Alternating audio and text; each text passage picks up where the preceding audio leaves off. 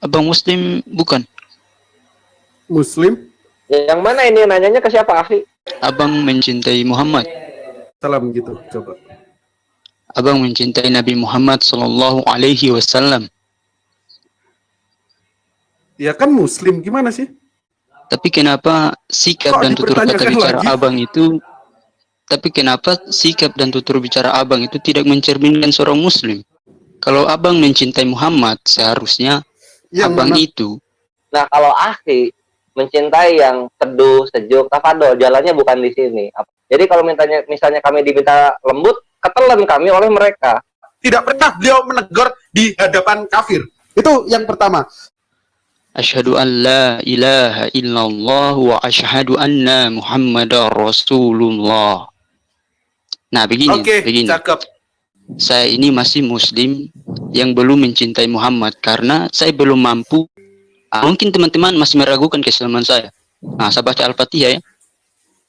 Jadi beda konteks, Pak. Kalau misalnya Bapak dengar ceramah yang provokatif di masjid, itu atau ulama-ulama, oknum ulama yang kasar gitu, itu nggak bisa disamakan dengan channel-channel apologetika, berbeda sekali. Ya, jadi kalau Islam tidak disentuh, kita tidak akan menyentuh. Kalau kata orang Bekasi, lo jual, gue beli.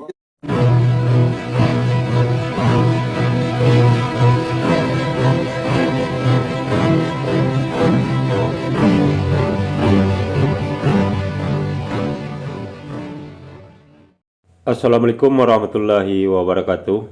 Alhamdulillah. Wassalatu wassalamu ala rasulillahi sayyidina wa maulana Muhammadin abdillahi amma ba'du. Asyhadu an la ilaha illallah wahdahu la syarikalah wa asyhadu anna Muhammadan abduhu wa rasuluh. Puji syukur kehadirat Allah Subhanahu wa taala karena kita diberikan waktu dan kesempatan berjumpa kembali melalui channel Salam Satu Akidah. Semoga kita semua dirahmati Allah dan diberi kekuatan serta keteguhan hati di dalam iman Islam untuk terus meningkatkan iman serta ketakwaan kita terhadap Allah Subhanahu wa taala. Baik, saudaraku semuanya, pada kesempatan kali ini saya akan menampilkan video yang cukup menarik ya, dan ini memang sangat perlu kita simak serta ketahui. Karena di sini ada salah seorang yang menamakan dirinya Ilahi ya. Kemudian masuk ke zoomnya Pendeta Abednego dan dia seakan-akan adalah seorang Muslim. Namun kemudian dia bertanya kepada saudara Muslim juga ya. Namun dari pertanyaan-pertanyaan yang diajukannya tersebut di situ terasa ganjil ya dengan pertanyaan yang disampaikannya. Dan tentunya saudara-saudara Muslim kita bisa merasakan hal itu karena tidak mungkin seseorang yang sesama Muslim menanyakan hal-hal yang seharusnya sudah sama-sama diketahui ya. Nah, hal ini tentu merasa aneh bagi kita sebagai umat Muslim dan saudara yang lain ya, dengan pertanyaan yang disampaikan bocah ini. Nah, akhirnya alhamdulillah ya, berkat petunjuk dari Allah SWT kepada saudara-saudara Muslim kita ini, sehingga dapat diketahui bahwa sebenarnya bocah ini adalah penyusup ya, yang artinya dia adalah ular beludak atau Bani Kunarion yang mencoba berkamuflase menjadi bunglon, ingin masuk ke tubuh Islam dan tujuannya tentu ingin merusak dari dalam ya. Nah, pada akhirnya setelah ketahuan, bocah ini pun mengakui terus terang bahwa dia adalah seorang murtadin katanya. Namun apapun jawaban yang diberikan oleh bocah ini, yang jelas kita sebagai umat Muslim tentu patut waspada ya, karena dengan berbagai macam cara, dengan menghalalkan berbagai cara, mereka tetap ingin terus merusak akidah umat Islam, baik secara langsung ataupun tidak langsung ya. Nah, inilah yang perlu kita ketahui dan waspadai bersama. Nah, bagaimana video selengkapnya? Nanti kita akan simak bersama. Namun sebelumnya saya mengucapkan terima kasih yang setinggi-tingginya kepada saudaraku semua yang sudah mendukung channel ini dengan subscribe, juga yang baru bergabung dengan membantu like dan share. Begitu juga kita dukung semua channel Islam ya, untuk terus membentang Ya, silakan Bang. Kenapa? pemersatan serta penangkalan akidah Assalamualaikum, Bang. Islam. Langsung saja kita Waalaikumsalam simak video. warahmatullahi Selamat menyaksikan. wabarakatuh. Aku lanjut lagi ya, Boleh. lanjut lagi ya. Boleh, Nah, ini boleh jadi tanya, Bang. Tafadhol. Boleh tanya. Abang Muslim? Ya, silakan Bang. Abang Muslim bukan? Muslim? Yang mana ini nanyanya ke siapa, akhi? Abang Goldian. Ya, Muslim Bang. Abang. Kenapa? Abang mencintai Muhammad. Sebelumnya Abang Muslim atau tidak? Kok tanya gitu? Muslim. Saya mau tanya, abang mencintai Muhammad?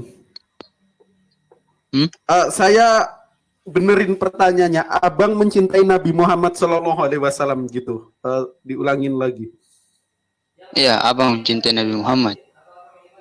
SAW gitu. Coba. Abang mencintai Nabi Muhammad Sallallahu Alaihi Wasallam. Ya kan Muslim, gimana sih? Tapi kenapa sikap Kok dan tutur kata dipertanyakan bicara lagi? abang itu? Tapi kenapa sikap dan tutur bicara abang itu tidak mencerminkan seorang Muslim? Kalau abang mencintai Muhammad, seharusnya Yang abang mana? itu berusaha mengikuti apa yang diajarkan oleh Nabi Muhammad. Janganlah sikap abang itu seperti itu. Kurang bagus, Bang. Tidak bagus.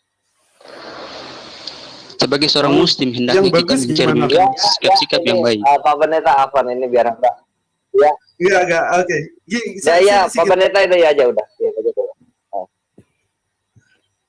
Penato atau aku ini yang jawab? Aku enggak, jangan. Ya aja. Ya, akhi ilahi begini. Sudah terlalu banyak Muslim yang yang akhlakul karimah gitu. Banyak banget Muslim yang akhlakul karimah. Nah, tapi untuk di dalam Ghazwul Fikr ini akhlakul karimah itu kurang cukup akhirnya. Jadi di sini kami pakai pedang, apa itu lidah kami untuk menghadapi kufar. Nah, kalau akhi mencintai yang teduh, sejuk, tafadhol, jalannya bukan di sini, apalagi di channelnya Goldian Boy, apalagi di channelnya Triumph Player Comment Center gitu.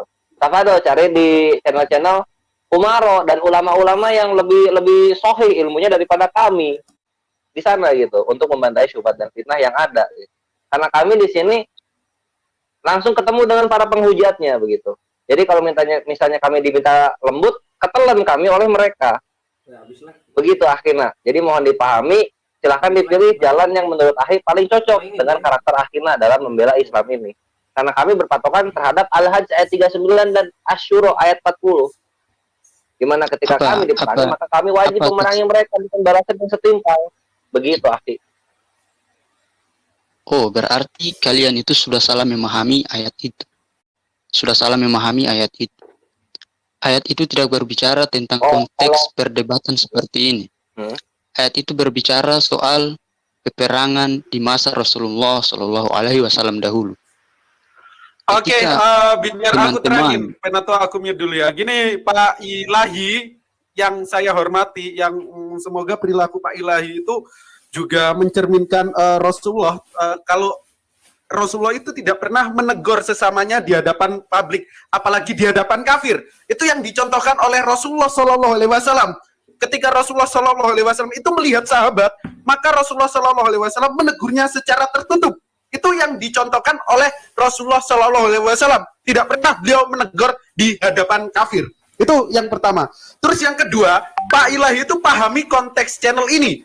Channel ini itu adalah channel yang senantiasa membantah subhat-subhat para kafir laknatullah yang secara masif menghujat Islam tanpa adanya rasa belas kasih.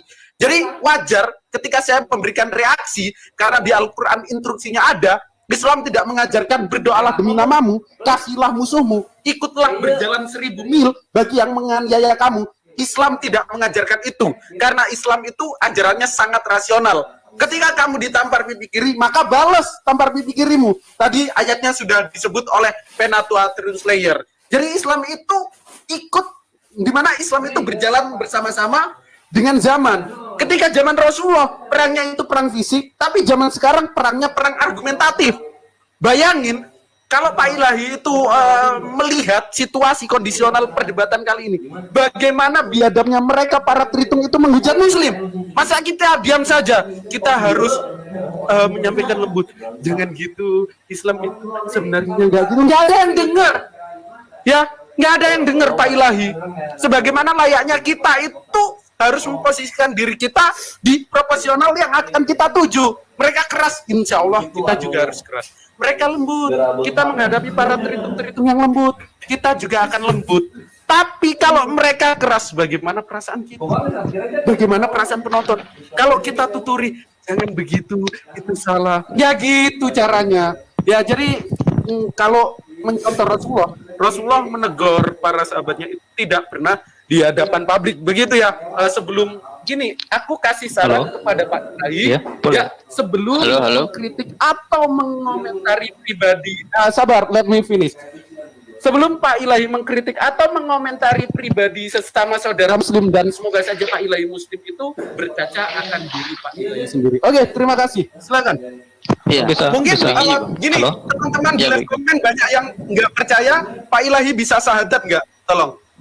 Asyhadu Allah, ikutin saya biar teman-teman ya. Oke, ikutin saya. Asyhadu Allah, asyhadu an la ilaha illallah wa asyhadu anna Muhammadar Rasulullah. Nah, begini, begini. Cakep.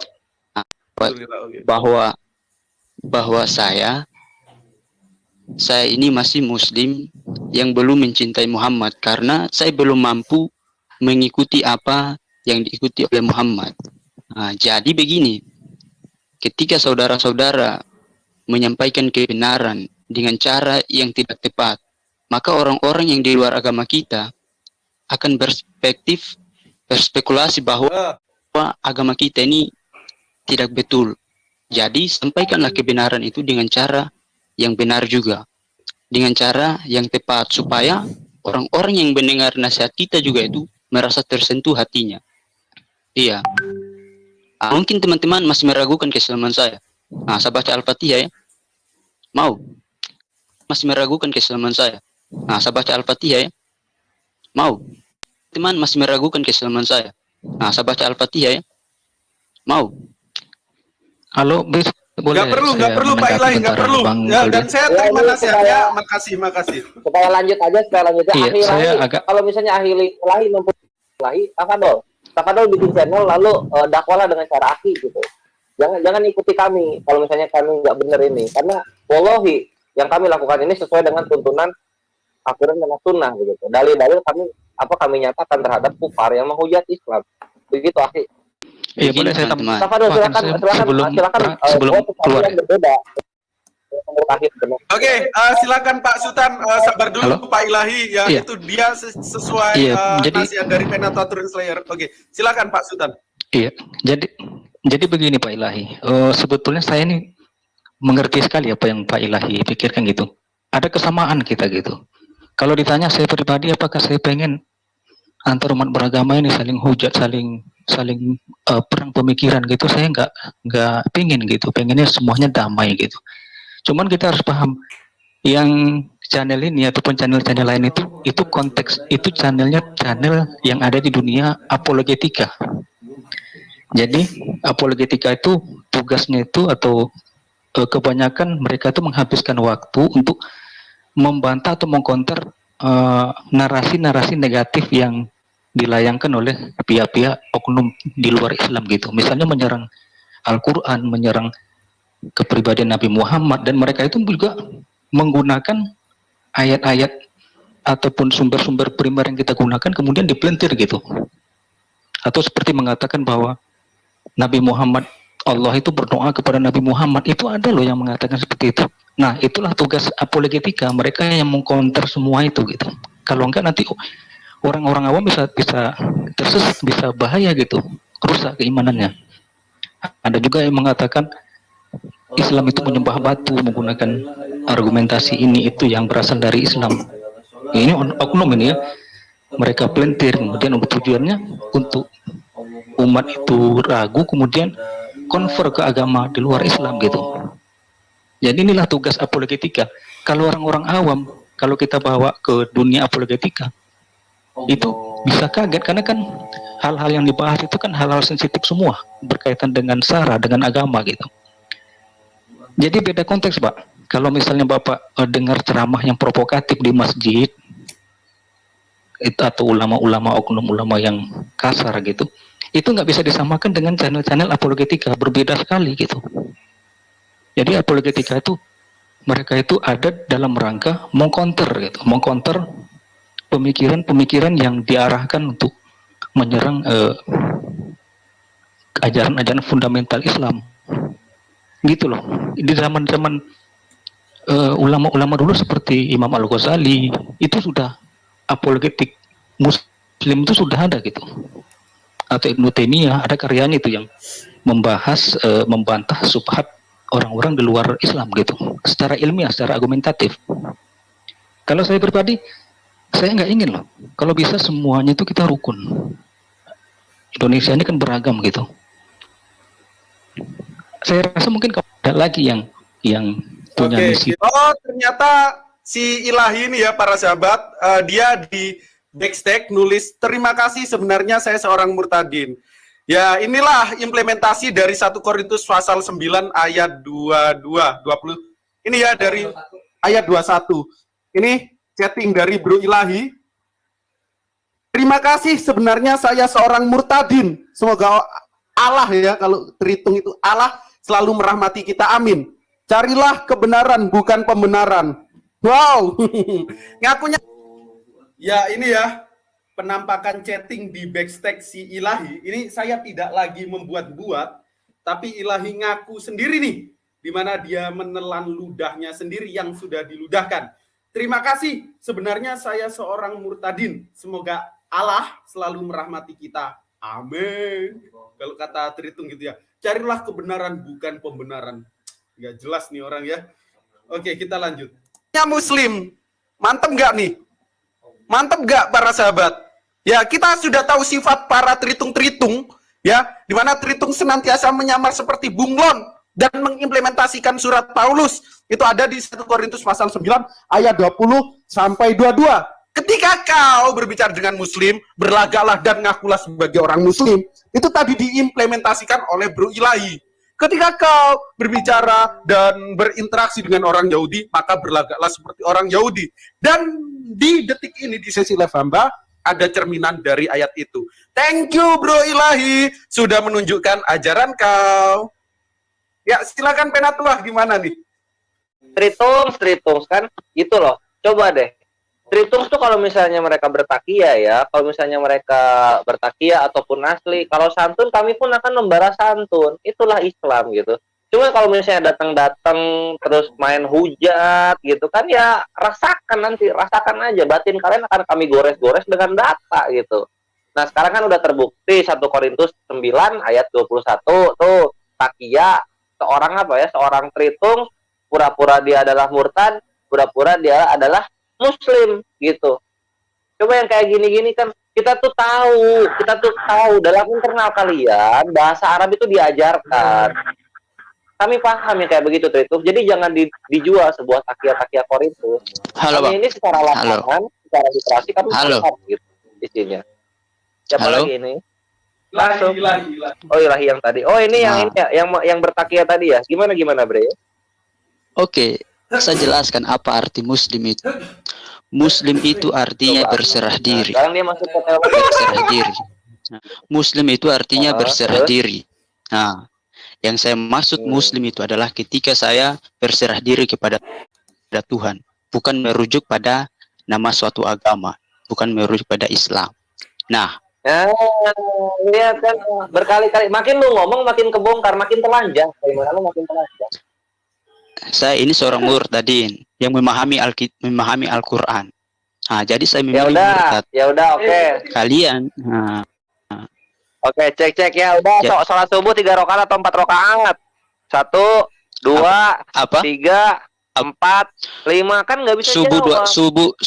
subuh dua rakaat, subuh dua rakaat, subuh dua Iya. rakaat, zuhur 4 Lu butuh rakaat, berapa detik asar untuk 4 jawab? rakaat, maghrib 3 rakaat, isya 4 rakaat. Saya ulang, subuh 2 Isya rakaat, zuhur 4 Sekarang rakaat. ini, ya sekarang Apa? ini, ya. Nah, Sekarang Apa? sholat isya niatnya gimana? apa? 1, Apa sholat apa? 2, sholat isya niatnya Isya. gimana? Isya. Ya, 1, 2, Sholat isya. 3, 4, 5, iya isya, 6, 7, Sholat 8, itu, sholat 9, itu. Dengar saya. 10. Nah, jangan takia Korintus depan kami. Dengar saya. Nah, Belum saya baca kapan akan Al-Fatihah. naik kayak Kosman, Yeskil 4 ayat 26. Nah, dengar saya baca Al-Fatihah ya. Lu mau apa lagi? Jangan jual murtadin. Kami ini udah membongkar banyak murtadin Dengar saya dulu, kadal sahabat. sok murtad di channel-channelnya Yusuf Panok Bulu. Dengar Nggak usah dengar jualan. saya baca Kita Al-Fatihah. kalau mau ngobrol teologis saja. A'udzu billahi Biar para sahabat kita expose sifat itu ya. Enggak. Bismillahirrahmanirrahim. Bro, orang hafal Al-Fatihah nggak menjamin dia sebagai seorang Islam ataupun murtadin. Aku hafal ya doa ya Bapa kami. Aku hafal nih doa ya Bapa kami, dikuduskanlah namamu. Aku hafal, bro. Aku hafal Bibelo dari kejadian. Bukan hafal, aku paham Bibelo dari kejadian 1. Lanjut. Nah, sekarang ini coba bacain gua Yunaninya Yohanes 1.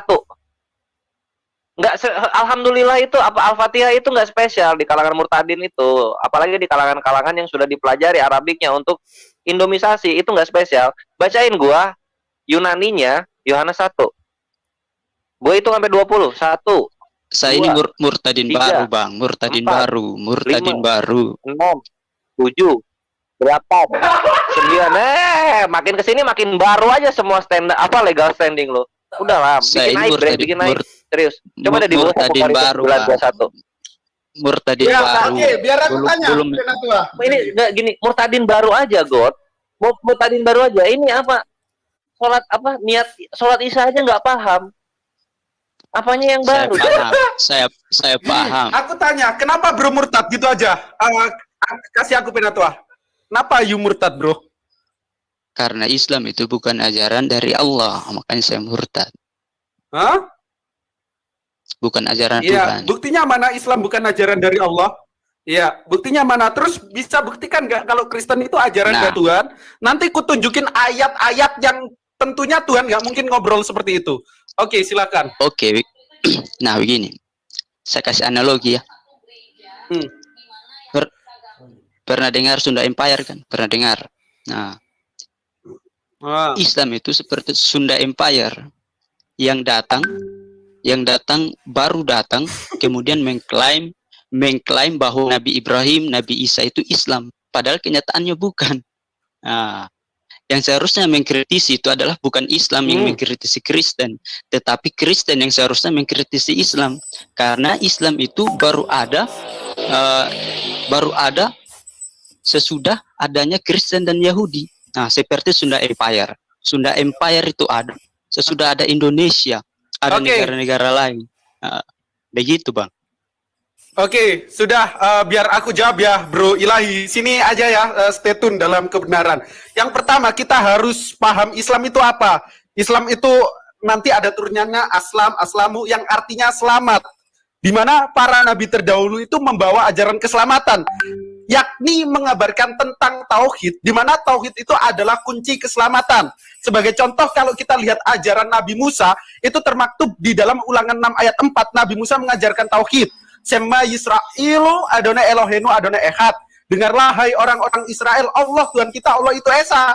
Allah itu satu, nggak membelah diri seperti amoeba, nggak tres persona una substansia. Itu yang pertama. Nah, terus kalau kita Islam mengatakan Yesus itu Islam atau Muslim, iya. Yesus itu berserah diri. Sebagaimana yang dikatakan Yesus di dalam Yohanes 5 ayat 30. Aku ini tidak dapat berbuat apa-apa dari diriku sendiri. Semua yang aku hakimi, semua yang aku dengar adil. Sebab itu penghakimanku adil karena aku mendengar dari Allah yang mengutus aku. Bayangin, Tuhan pribadi kedua ini bilang tidak bisa berbuat apa-apa dari dirinya sendiri. Loh, Tuhan kok nggak bisa berbuat apa-apa dari dirinya sendiri? Ternyata faktanya dia bukan Tuhan. Dia hanyalah seorang nabi yang diutus untuk domba-domba yang tersesat daripada Bani Israel. Matius 15 ayat 24. Lalu yang dibawakan Yesus apa? Yohanes 17 ayat 3 sebagai kunci keselamatan Bani Israel. Inilah hidup yang kekal itu, wahai Bani Israel, bahwa mereka mengenal Engkau satu-satunya Allah yang benar dan mengenal Yesus Kristus yang telah Engkau utus. Yesus itu hanya utusan yang diutus untuk Bani Israel dan membawakan ajaran yang sama dari Adam alaihissalam even sampai ke Nabi Muhammad, yakni tentang tauhid. Mereka Muslim, mereka Islam mengajarkan keselamatan dan mereka semua itu mengajarkan tentang tauhid dan berdoa kepada Allah. Dalilnya mana? Di dalam Matius 26, ketika Yesus pergi ke Taman Getsemani dan Yesus bersujud, menundukkan kepalanya, menempelkan dahinya ke tanah, berdoa kepada Allah dan berserah diri. Apa kata Yesus? Ya Bapakku, jikalau sekiranya cawan kesengsaraan ini lalu daripadaku, maka sesuai kehendak-Mu, bukan sesuai kehendak gue, ya Allah. Lah, Yesus ini sendiri berserah diri. Bagaimana kau menyembah orang yang orang itu masih berserah diri terhadap ketentuan Allah? Kalau logiknya gitu, ya kan gitu kalau orang punya otak. Oleh karena itu Edward Gibbon pernah mengatakan seorang pastor asal Katolik yang dia paralel sekaligus sejarawan menjadi orang Kristen sekaligus menjadi orang yang berakal itu adalah mustahil. Loh, kok gitu kalian? Di sisi lain orang Kristen mengimani Yesus Tuhan, di sisi lain orang Kristen juga mengimani Yesus itu sebagai manusia. Seperti 100% persegi dan 100% lingkaran. Sangat absurditas. Di sisi lain mereka mengimani Tuhan itu transenden, di sisi lain Yesus itu imanen, yang dimana dia digepukin hansip Romawi menurut keimanan kau, dia tidak bisa melawan duar selamat datang di kebenaran. Terus tentang Islam gimana? Bro menuduh Islam itu seperti Sunda Empire, nenek kau kiper. Nabi Muhammad adalah nabi yang ummi, yang diutus oleh Allah Ta'ala ke kafir jahiliyah di Arab sana. Nabi Muhammad menerima wahyu pertama dari malaikat Jibril itu isinya sudah tentang pengetahuan. Bayangin nih, Nabi yang ummi, yang tidak bisa baca tulis, bahkan distigmatisasi Nabi Muhammad adalah seorang yang gila. Tahu bahwa manusia itu ketika dalam proses embriologi bentuknya seperti seekor yang mirip lintah. Kata Allah apa? Yang dimana menurunkan ayatnya melalui perantara malaikat Jibril ke Nabi Muhammad, Iqra bismi rabbikal ladzi khalaqal insana min 'alaq. Baca dengan menyebut nama Tuhanmu yang menciptakanmu dengan seekor yang mirip lintah. Pada abad 20 ada profesor ahli embriologi dari barat namanya Profesor Dr. Keith Moore. Dia dulunya seorang kafir. Ketika dia meneliti dan menganalisis proses embriologi di dalam janin, dia mengeluarkan hipotesis sangat nyata dengan proposisi-proposisi dasar yang tentunya ilmiah bahwa manusia bentuknya ketika dalam embriologi itu seperti seekor yang mirip lintah. Ternyata Profesor Dr. Keith Moore itu telat. Nabi Muhammad di dalam Al-Qur'annya sudah menyebutkan 1400 tahun yang lalu. Ketika orang muslim menyodorkan ayat itu kepada Keith Moore, apa yang dikatakan Keith Moore? Ini benar-benar berasal dari Allah. Karena dia kagum keajaiban Al-Quran yang 1400 tahun yang lalu, yang turun kepada Nabi Muhammad, Nabi yang ummi, di padang gurun, sudah menyampaikan hal-hal yang ilmiah. Duar, meledak gak lu terhitung? Halo Bang. Halo. Ya, meledak-meledak nih si Ilahi. Nanti kita lihat reaksinya gimana. Lucu kali nih ya. Ya, Anda hebat. Silakan. Okay. Silakan. Anda hebat, luar biasa, saya akui. Nah, terima kasih. Itu saja. Terima kasih, Anda hebat, luar biasa. Boleh saya menanggapi sebentar, Bang Godian? Halo. Oh iya, ini Bro Ya, Ilahi nggak membantah menanggapi. argumenku. Bentar. Ya, silakan para sahabat, kalau baca di Roma 3 ayat 7, ini ayat membenarkan perilaku dia. Loh, kok gitu? Kita baca aja ya ayatnya, biar nggak dikira bertakiat. Tetapi jika kebenaran Allah oleh dustaku semakin melimpah bagi kemuliaannya, mengapa aku masih dihakimi lagi sebagai orang berdosa? Kita baca sekali lagi. Tetapi jika kebenaran Allah oleh dustaku, oleh dusta ilahi, maka Allah akan semakin mulia. Wow, ternyata ketika si ilahi itu ya, si ular beludak yang ini mukanya, yang ya dia ketangkap basah berdusta, ternyata bikin Allahnya atau Theosnya itu semakin mulia. Jadi dia melakukan itu ternyata tidak lain dan bukan adalah implementasi dari ajarannya. Ya, tapi saya nggak menghakimi semua orang Kristen, tapi ayatnya berbicara demikian loh, kawan ya. Lalu lanjut, Filipi 1 ayat 18. Nah, pertama kita bertanya-tanya, tujuan mereka masuk ke forum Stringyat itu apa? Tidak lain dan tidak bukan adalah mengabarkan Kristus. Lalu menurut Saul Tarsus, bagaimana cara mengabarkan Kristus? Ini di Filipi 1 ayat 18, tetapi tidak mengapa, sebagaimanapun juga Kristus diberitakan, baik dengan maksud palsu maupun dengan jujur, tentang hal itu aku bersuka cita dan aku tetap bersuka cita. Kita ulang lagi bacanya ya, biar teman-teman paham maksud ayat ini. Tetapi tidak mengapa, sebab bagaimanapun juga Kristus diberitakan, baik dengan maksud apa nih? Maksud palsu seperti yang dilakukan oleh si ilahi, maupun dengan maksud jujur. Tentang hal itu, aku yakni si Paulus bersuka cita dan aku akan tetap bersuka cita. Jadi para sahabat, ketika si Wahyu, bukan Wahyu ya, mungkin anaknya Wahyu Ilahi, ketika si Ilahi ini lagi mengabarkan Kristus dengan cara palsu, itu merupakan implementasi dari ajarannya yang ditampakkan ke hadapan publik. Lagi-lagi, apakah ayatnya ada lagi? Ya, woi, ada si Ilahi, woi, cakep, vegan. Yuk, sini.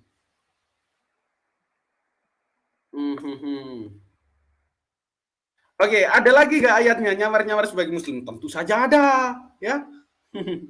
Pendeta Abednego dilawan. 1 Korintus pasal 9 ayat 20. Lihat, baca ya para sahabat.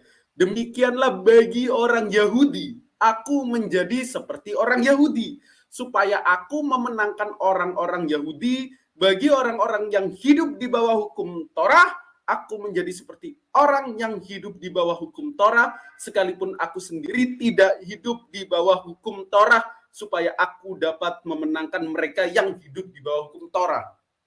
Jadi si Paulus di dalam suratnya ini menginstruksikan kepada para teritung-teritung, ketika kau ingin mengabarkan Kristus kepada orang Yahudi, maka jadikanlah kamu bunglon seperti orang Yahudi. Nah, begitu ayatnya. Ketika kamu ingin mengabarkan Kristus kepada orang Islam, maka menjadilah seperti orang Islam. Maka ketika kamu mengabarkan Kristus kepada orang Hindu, maka kamu berlagaklah seperti orang Hindu, supaya kamu dapat memenangkan orang-orang Hindu. Kita ubah nih variabel Yahudinya. Demikianlah bagi orang-orang Islam, aku menjadi seperti orang Islam, supaya aku memenangkan orang-orang Islam. Dan itu diimplementasikan oleh si Ilahi itu tadi, yang di awal dia mengaku sebagai Islam, para sahabat. Ya, jadi untuk teritung-teritung, bertobatlah kalian sebelum ajal itu menjemput. Ingat, azab daripada Allah Azza wa Jalla itu pedih. Jangan sampai kau menjadi pendusta ya. Masa ada ayat yang menginstruksikan untuk berdusta, kalian masih tetap imani.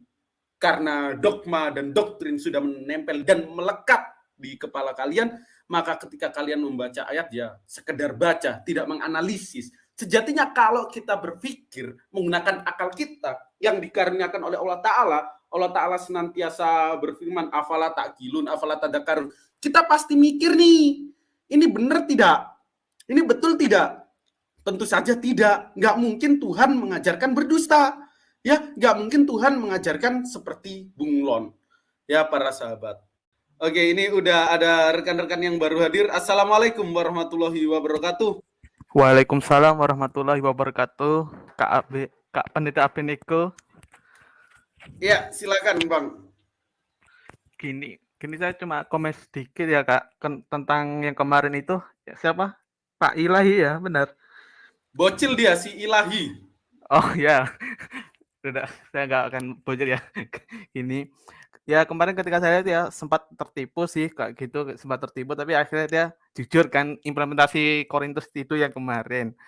Yang saya lucu ketika dia bilang itu, bertanya ketika Anda mencintai nggak Rasulullah Muhammad SAW, itu yang saya buat ngakak dari kemarin itu ya, agak lucu ya. Kalau dia mencintai Rasulullah, otomatis dia tidak akan otomatis dia akan mencintai Yesus alaihissalam. Kalau dia tidak mencintai Rasulullah, maka dia tidak akan Muslim atau tidak akan mencintai Yesus alaihissalam. Itu aja sih sebenarnya. Kemudian ketika Abah menyekak itu momen paling epik ya menurut saya ya, ketika Abah menyekak menggunakan surat Al-Alaq Iqra bismillahirrahmanirrahim khalaq ya benar khalaq ayat 1 sampai 5.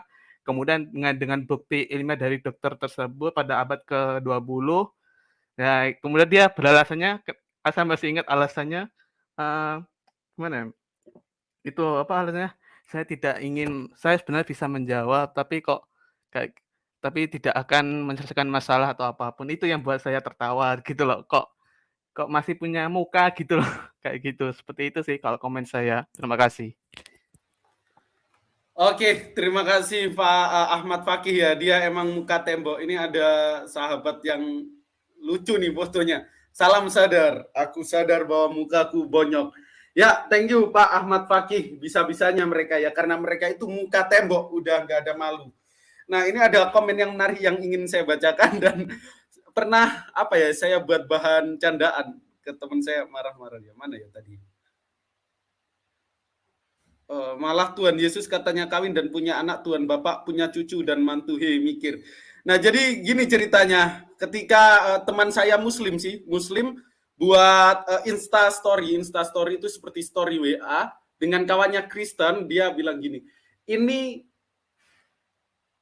Y lagi bersama anaknya Tuhan Yesus. Terus ku bales gini, loh itu anaknya Tuhan Yesus berarti cucunya Tuhan Bapak dong. Kan Yesus itu anaknya Tuhan Bapak. Kan gitu, Yohanes 3 ayat 16, akan besar kasih Allah akan dunia ini, maka mereka mengaruniakan anaknya yang tunggal. Bapak ini punya anak, anaknya siapa? Yesus. Nah terus temanku Kristen itu bilang dia anak Tuhan Yesus.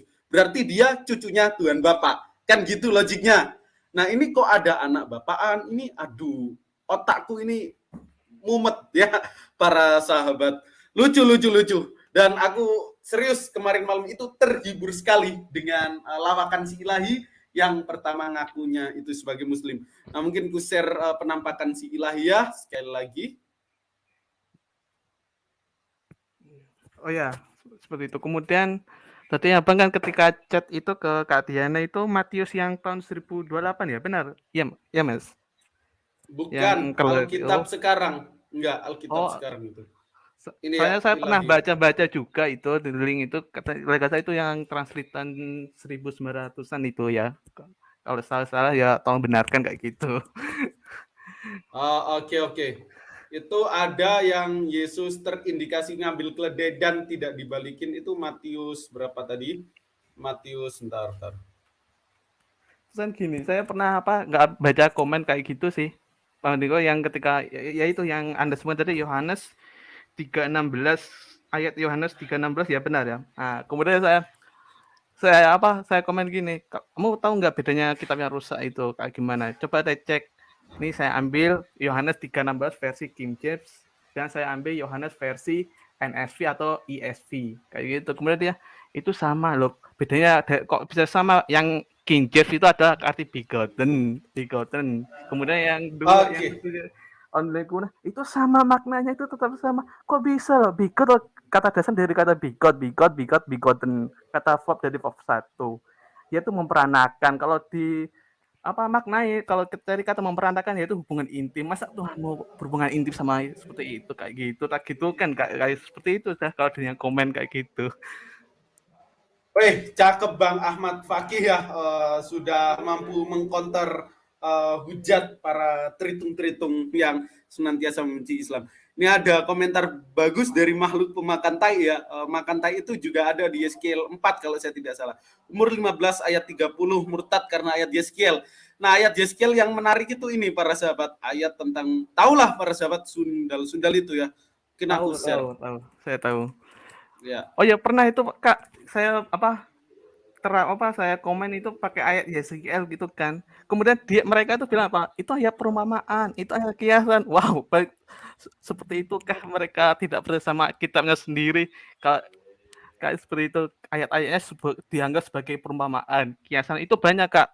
Saya itu sampai hafal Kak ayat-ayat mereka itu ketika kami para muslim mengkonter dengan ayat-ayat seperti Yesus membawa pedang di dunia ini tidak mau kedamaian. Kemudian bunuhlah raja yang tidak mengakuiku. Kemudian ayat perang, ayat pembunuhan. Kemudian ayat Ezekiel itu mereka menjawabnya simpel. Itu ayat palsu. Itu ayat kiasan. Itu ayat perumpamaan. Waduh. Jadi ketika Yesus mengatakan membawa pedang itu pedangnya apa buat memotong sayur kayak gitu. Saya mikirnya kayak gitu. Kok bisa dianggap ayat perumpamaan kayak gitu. Saya mikirnya gimana mereka itu. Oke, cakep Bang Ahmad Fakih, mantap ya sudah mampu mengcounter. Nah ini untuk Ilahi silahkan ya kalau hadir di live comment ya, silahkan masuk. Mau ku sasak-sasaki lagi. Ini aku mau jawab fitnahan dari si Tritung Nusantara ini ya. Ntar aku ngidupin. Udahlah, 3G. Baca aja surah 72 ayat 22. Apakah Muhammad itu masuk surga ataupun diazab Allah? Ini lucu ini ya. Di mana fitnah ini pertama kali diluangkan oleh Christian Prince kalau di Indonesia itu tanpa ragi, di mana dikatakan semua umat Nabi itu mendatangi neraka. Oke, kita buka ayatnya ya. Surah 72 ayat 22. Ya, stay tune di sini ya, terhitung biar kau ku hampas kali ya. Oh ya Kak, sama surat Maryam itu loh Kak, yang kalau tidak ada satupun dari kalian yang tidak mengunjungi neraka itu sama. Oke, sabar. Kayak itu juga kalau nggak salah. Oke, sabar. Ya, bentar, jangan pakai ini.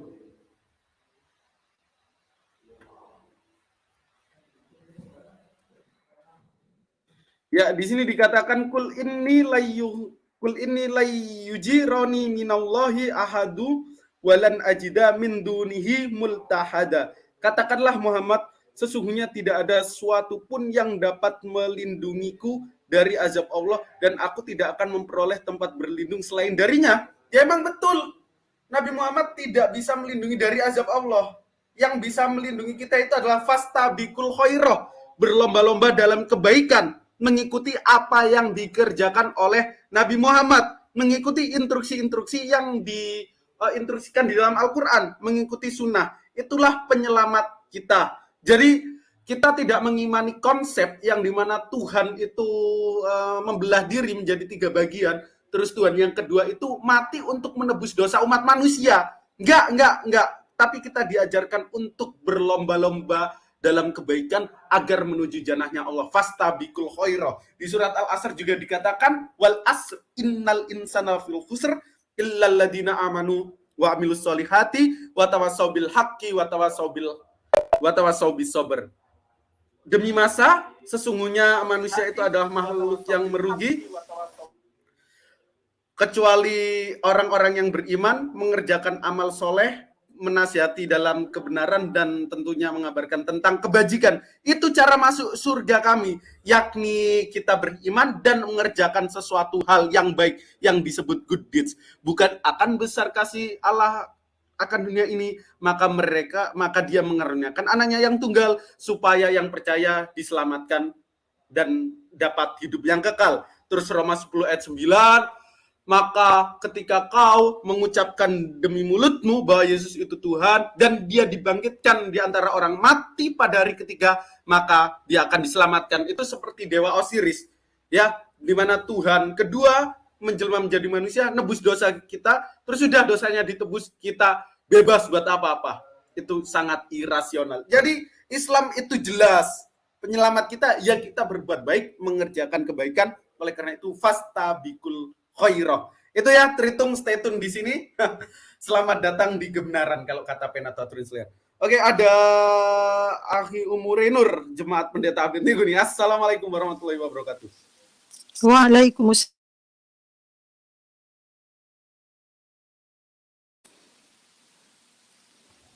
Ya, silakan Bu Umurenur. Sorry. Ternyata Ahwat ya. Tafadhol. Itu tadi yang Mbak baca Fatihah tuh. Ya, gimana Bu? Ya, itu dia kan baca Fatihah, dia mau bilang dia murtad. Emangnya gue pikirin itu sebelumnya tuh di zaman Rasulullah tuh bukan paham bahasa Arab, tapi kan nggak terima hidayah. Seperti Abu Jahal.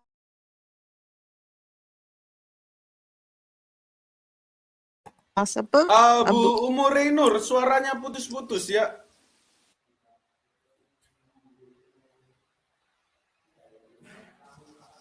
Oke.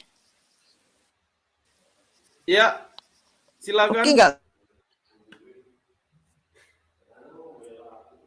Suaranya putus-putus. Suaranya putus-putus. Mungkin jauh dari wifi. Ya, sebentar ya. Oke nggak? Bisa nggak? Ya, lanjut. Emangnya kita pikirin dia tuh bisa baca Fatihah, dia mau bilang kalau dia tuh murtadin.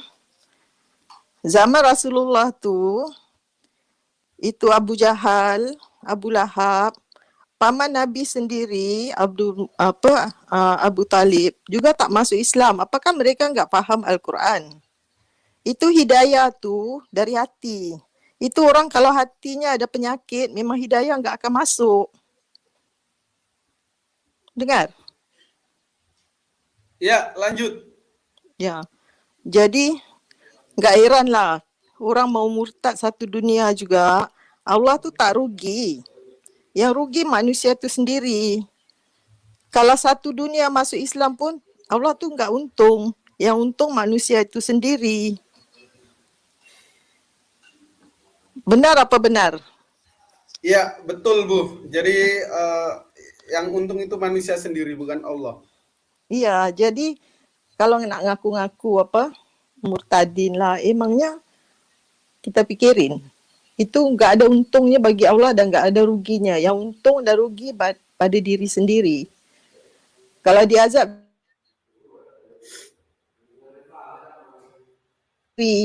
Allah tuh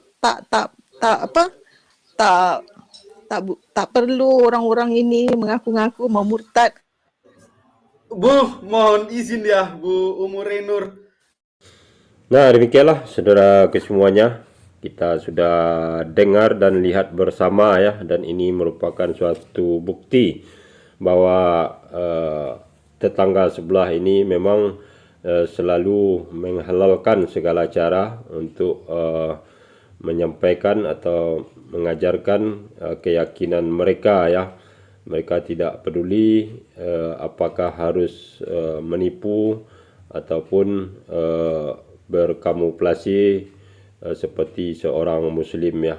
Tapi alhamdulillah kita bersyukur kepada Allah ya, karena Allah selalu memberikan petunjuk kepada kita semua untuk mengetahui bagaimana tingkah pola tetangga ini untuk terus menyesatkan umat muslim ya. Dan ini terbukti tadi melalui Gordian dan Triun Selair ya. Mereka dengan kecerdasannya mampu membaca gelagat yang tidak baik dari bocah yang menyamar jadi Islam.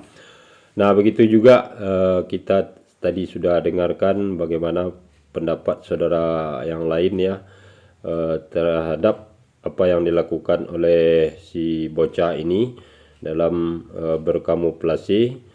Dan tentunya ini menjadi suatu pelajaran dan juga sebagai isyarat bagi kita semua dari Allah Subhanahu wa taala ya, untuk kita tetap waspada terhadap para Bani Kunarion yang mencoba terus merusak akidah umat Islam ya. Nah, demikianlah saudaraku semuanya, mudah-mudahan apa yang kita lihat ini membuat kita semakin mengetahui bagaimana ajaran mereka yang sebenarnya, dan tentunya kita patut bersyukur dengan kita terlahir sebagai muslim ya, yang mana hanya Islam lah agama yang benar yang diridhoi oleh Allah Subhanahu wa taala, dan ini akan berimbas kita insya-Allah akan selalu meningkatkan iman dan ketakwaan kita kepada Allah Subhanahu wa taala. dan semoga kita semua selalu dilindungi dan dirahmati oleh Allah SWT. Akhir kalam, terima kasih atas perhatiannya. Assalamualaikum warahmatullahi wabarakatuh.